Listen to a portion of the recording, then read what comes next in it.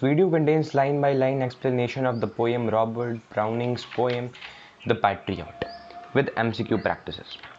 So, Robert Browning was a famous poet of the Victorian age. Victorian age एक time का जैसे कि हमारा गांधीयन एरा था, रेडिकल नेशनलिस्ट का एरा था, मैं हिस्ट्री नहीं पढ़ा रहा, तो उसी तरीके से एक विक्टोरियन एज था उन लोगों के लिए। तो उस एज के कवि थे, लेखक थे Robert browning. This poem is written in the form of dramatic monologue where a man who is being led to gallows is recounting his tale। तो यहाँ पे ये पोएम थोड़ा सा बड़ा ही इंटरेस्टिंग है, थोड़ा सा इमोशनल है, कुछ सीख लेने लायक पोएम है, जहाँ से लोग जो सोचते हैं कि जिसको फेम मिल जाए, कोई मतलब लोग आप चाहते होंगे ना कि मुझे फेम मिल जाता, मैं भी विराट कोहली जैसे होता, मैं भी हैरी पॉटर जैसा होता, मैं भी किसी बड़े बड़े स्टार जैसे होता, लोग मेरी जय जयकार करते। तो उसी के बारे में असली जो कड़वा सत्य है ना, वो बताया गया है इस पोएम में। और इस पोएम के चलते ही मतलब बड़ा मोटिवेटेड पोएम, बड़ा सीख लेने वाला पोएम। तो अगर क्वेश्चन आया कि दिस वेयर कौन से एज के पोएट थे, ऐसे क्वेश्चन आया था, सो आपको लिखना है विक्टोरियन एज के। फिर आपको वो लिखना है, फिर आपको मतलब एक ब्लैंक दे देगा और बोलेगा कि कौन सा मोनोलॉग है, तो आपको बोलना है ड्रामेटिक मोनोलॉग है। क्वेश्चन आया था। इसमें इस पोएम की बात करें तो इसमें जो स्पीकर होता है ना, वो रिकॉल करता है कि एक साल पहले वो उस जब गलियों से गुजरा था तो लोग उसकी गजब का मतलब वो सेलिब्रिटी था, मतलब लोग क्राउडेड थे, रोजेस उसके रास्ते में फेंक रहे थे, एकदम हीरो था वो। लेकिन एक साल बाद अब उसे गैलोज पे ले जाया जा रहा है, यानी मौत की तरफ ले जाया जा रहा है। और यहीं पे बताया गया कि जो पब्लिक के जो एडलेशन है, जो मेमोरी है, वो बहुत ही शॉर्ट है। लोग जो है शॉर्ट पब्लिक एडलेशन है, उनकी मेमोरीज हैं। दूसरे लिए जो लोग सोचते हैं ना कि पब्लिक के सामने बेइज्जती हो जाएगी, ये सब काम नहीं किया जाए, वो काम नहीं किया जाए, तो ऐसा मत करिए, ठीक है। और लोग आपको कभी याद नहीं रखने का, चाहे कोई भी कितना भी बड़ा हो। इस पोएम में बताया गया है कि इसने क्या नहीं करने का ट्राई किया और लोगों ने इसके लिए क्या कर दिया। This is a I opening poem. Start करते हैं। वैसे एक क्वेश्चन आएगा आपके, मतलब इसमें एमसीक्यू प्रैक्टिस होंगे ना, तो एक क्वेश्चन आएगा कि इस पोएम से हमें क्या सीख मिलती है। आपको बोलना है कि how short is public adulation and memory. लोग की जो एडलेशन और जो मेमोरी है बहुत ही शॉर्ट है। It was roses roses all the way with myrtle mixed in my path like mad. इस तरीके से पढ़ा जाए कि आप ही वो पैट्रियट हैं, आप ही वो लोग हैं, मैं ही वो आदमी हूँ, इसी तरीके से पढ़ा जाए, क्योंकि वो लिख रहे हैं इसमें। The house roofs seemed to heave and sway, and the church spires flamed such flags they had a year ago on this very day. It was roses all the way, यानी उनके रास्ते में, उस सिटी में वो जब जाए थे तो उनके रास्ते में माइटल और रोजेस थे। माइटल यानी एक जो फ्लावर ऐसे होते हैं ना जो बहुत ही खुशबू करते हैं, माइटल यानी जो स्वीट स्मेलिंग फ्लावर होते हैं, उसे माइटल कहा जाता है। तो उनके रास्ते में रोजेस फेंके हुए थे, माइटल फेंके हुए थे, पूरे रास्ते में पूरे बिखेरे हुए थे। They crowded on their rooftops to have its glimpse। और लोग जो हैं वो हाउस टॉप्स पे, यानी जो छत थे लोगों के, उसके ऊपर क्राउडेड, मतलब इतना भीड़ था कि लोग छत पे चढ़े हैं, दीवारों पे चढ़े हैं उनको देखने के लिए। और जो हाउस रूफ्स थे ना, seemed to heave and sway यानी ऊपर उठना और नीचे जाना, swell up और rise और मूव बैक, हीव एंड सोए बहुत इंपॉर्टेंट है। ये क्वेश्चन आया है सैम्पल पेपर में, बहुत से लोग ये गलत करके आए हैं, मैंने भी गलत किया था वैसे। हीव एंड सोए यानी rise up and lower. Heave and सोए यानी हाउस रूफ पे इतने लोग क्राउडेड है कि हाउस रूफ लग रहा है कि वो ऊपर नीचे उठ रहा है। तो ये भी एक पर्सोनिफिकेशन का example. The church spires flamed such flags they had, यानी the minarets and domes of the churches shone, मतलब जो चर्चेस हैं उनके ऊपर पूरे फ्लैग्स लगे हुए हैं। मतलब चर्चेस भी जो हैं, मतलब यहाँ पे ये भी दिखाया जा रहा है कि पोएट जो है, पैट्रियट जो है, वो थोड़ा सा एक टाइप से भगवान पे विश्वास करने वाला है, और जिसने ये पोएम लिखा है ये भी।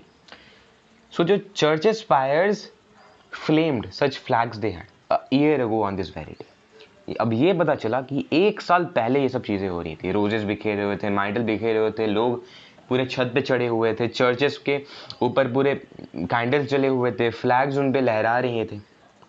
किसके लिए? एक सेलिब्रिटी के स्वागत के लिए। सेकंड पैराग्राफ में भी फिर से वहीं दोहराया है, मतलब अच्छे से फिर से भी दिखाया गया कि क्या हो रहा था।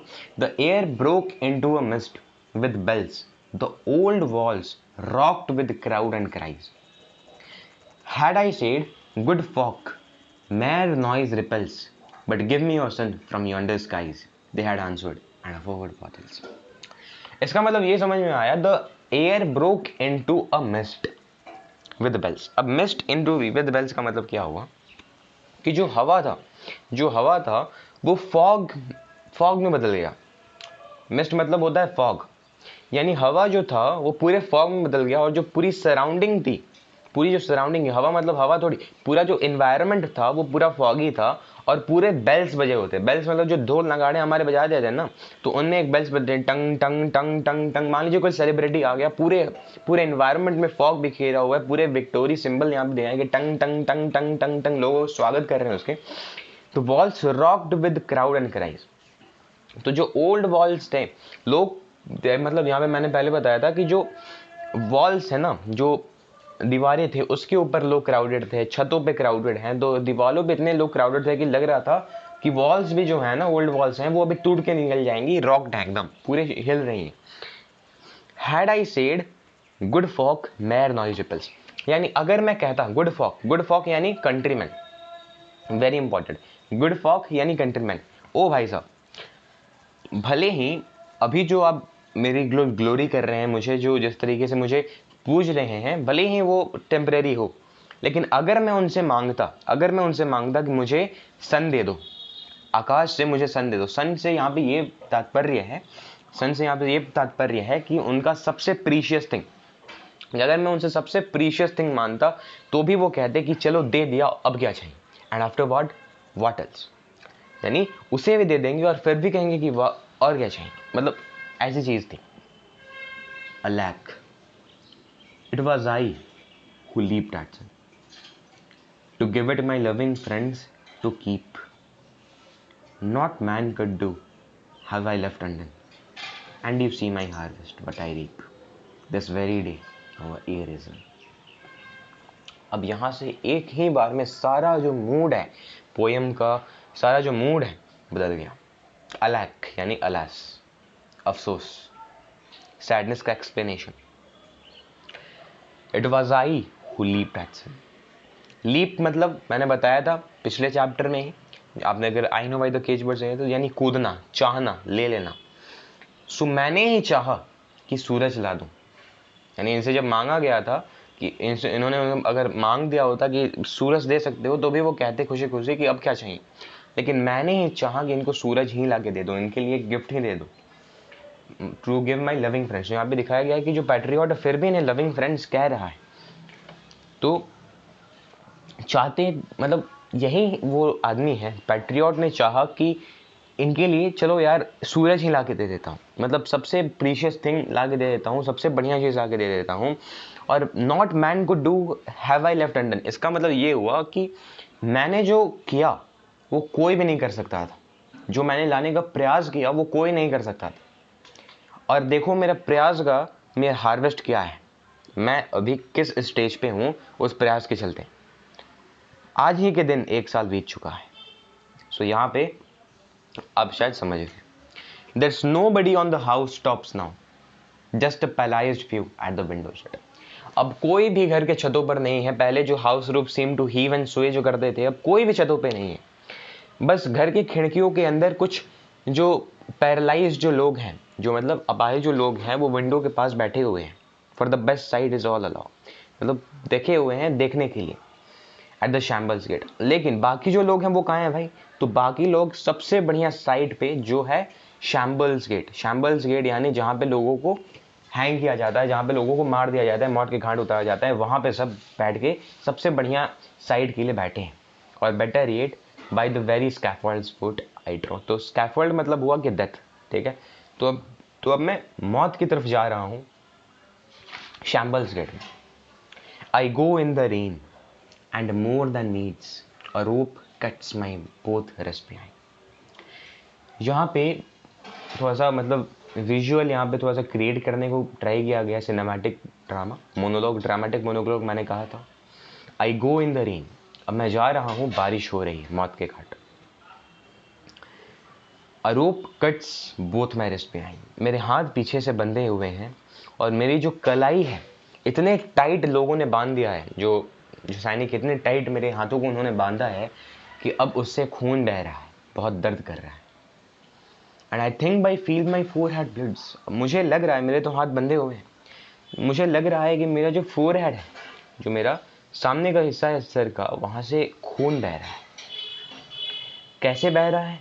For they fling whoever have a mind, तो उसने मुझे मारा है, उन्होंने मुझे पत्थर फेंक के मारा है जिसके पास भी दिमाग है। यहाँ पे बहुत ही अच्छा, यहाँ पे हुएवर हैव अ माइंड एक वर्ड का इस्तेमाल किया गया है, सेंटेंस का इस्तेमाल किया है कि जिसके पास भी दिमाग है, जो भी समझता था कि मैंने गलती की है, वो मुझे पत्थर से मार रहा है।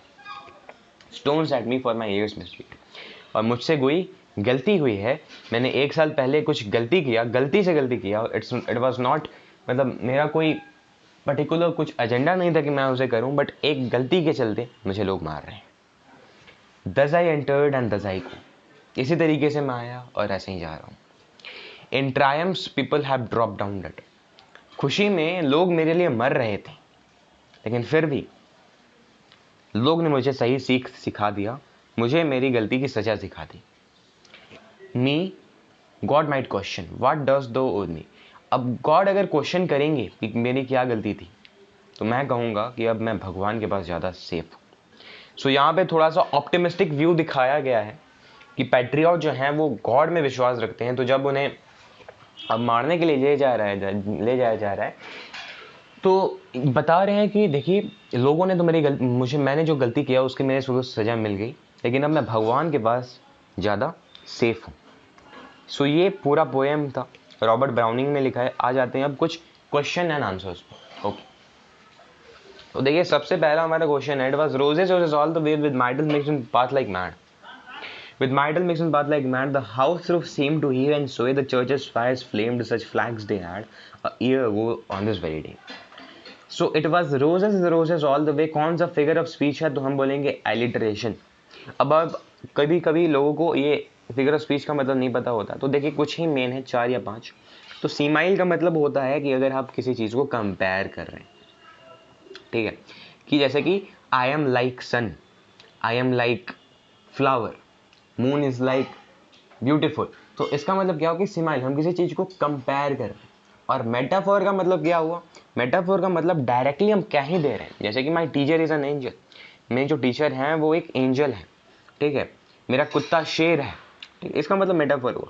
और एलिट्रेशन मतलब ये हुआ कि किसी चीज को, किसी वर्ड का जो पहला जो लेटर है, जैसे कि उसे हम बार बार रिपीट करते हैं, एक से ज्यादा रिपीट करते तो वो एलिट्रेशन हो जाता है। तो it was roses all the way, तो एलिट्रेशन मारेंगे। सेकंड क्वेश्चन देखिए, what does the word myrtle signify, तो माइटल यानी ब्रेवरी नहीं, रिस्पेक्ट नहीं, love, yes love. But myrtle mix in my path like mad, so इसमें कौन सा फिगर ऑफ स्पीच है? फिर से आप एलिट्रेशन मारेंगे। देखिए माइटल एम से स्टार्ट हुआ, मिक्स्ड एम से स्टार्ट हुआ, माई फिर से एम से स्टार्ट हुआ, और मैड फिर से एम से स्टार्ट हुआ, तो myrtle mix in path like mad, alliteration. बहुत आसान, ऐसे क्वेश्चन आने चाहिए। फोर्थ देखिए, what were the people doing on their roof steps, तो अच्छा हाँ, तो यहाँ पे देखिए the house roof seemed to heave and sway, तो लोग वहाँ पे छत पे कर क्या रहते हैं भाई, अगर क्वेश्चन पूछ दिया गया तो। Throwing stones at the patriot, एकदम नहीं। डांसिंग, एकदम नहीं। शाउटिंग, एकदम नहीं। तो जो बचा सी मार दीजिए, gathered to see the patriot. 5 देखिए, why have the people gathered the next year, अब अगले साल लोग क्यों गैदर हुए थे, वेरी इंपॉर्टेंट। तो सेलिब्रेटिंग द फेस्टिवल, एकदम नहीं।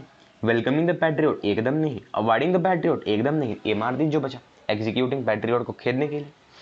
फिर the air broke into a mist with bells, the old walls rocked with crowd and cries, had I said good folk mere noise repels, but give me your sun from yonder skies, they had answer and afterward वजल्स।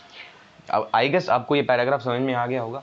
So which bells are mentioned here, तो कौन से bells को बताया जा रहा है? तो हाँ भाई, चर्च के बेल्स को बताया जा रहा है कि चर्च में घंटियां बज रही हैं, टंग टंग टंग टंग, सेलिब्रिटी आ चुका है भाई, ठीक है।